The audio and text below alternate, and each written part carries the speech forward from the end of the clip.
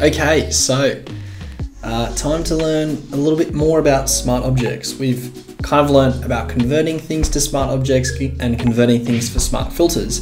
But honestly, the extent to which you can use smart objects for is seriously limitless. Like, it's such a powerful tool in Photoshop when you understand what you're doing with it and why. So without further ado, the first thing we're gonna start to learn about with smart objects is then manipulating renders. One of the things that we do when we're doing either brand design or other types of design, like even if it's document design or sometimes even if it's website as well, best thing always to do is put the label or whatever it is you're designing in situ, because it always helps the client visualize it a lot more. And in particular, you might have some clients who say, yeah, I've got really good visualization skills. It's never the same until you actually see it in situ or on the packaging, for example, if it's packaging or branding design that you're doing. It's never the same until you can actually see it on the object itself. So one of the things I've done is given you a render, which we've downloaded from one of the online resources that we use. So if you go ahead and right click on jar-mockup.tiff and then go down to open with Photoshop, it should open up in Photoshop. If you double click on it, it'll open it up in preview or whatever your default image opener is. So yeah, just make sure you right click and then open it with Photoshop. Cool, and then you'll get something strange with all these weird looking blue bits on it. That's fine, that's cool. It might even look something like that. First thing we're then going to do is expand these two groups, and if this one's also not expanded, the smarts one, expand that as well.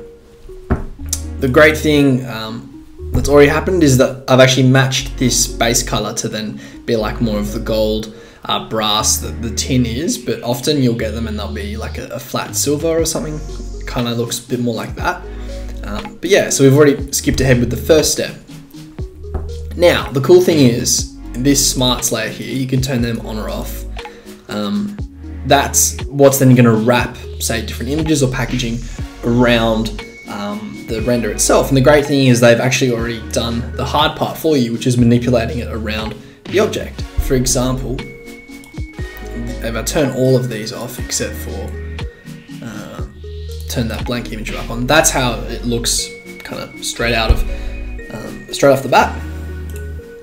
They've then added in drop shadow. We can then add in jar color and then add in shadows and highlights, and then we can add in the label highlights and shadows as well.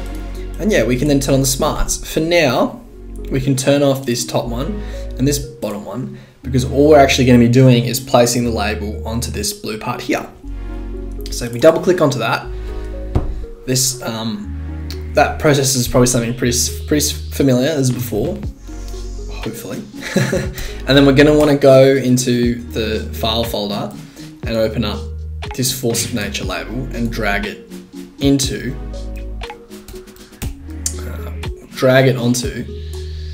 the Photoshop document like so. We're then going to scale it to within size, kind of something like about that. Cool.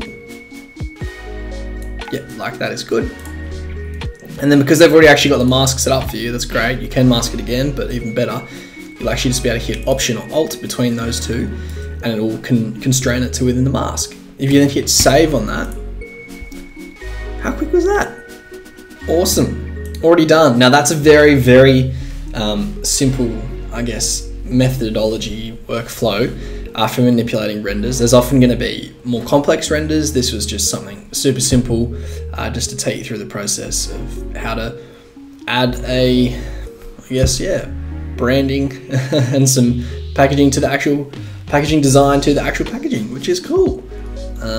Yeah, nice and quick one, but then we're going to do another extended video on smart objects. So this is part A of 2, or part 1 of 2. So we'll see you in the next video.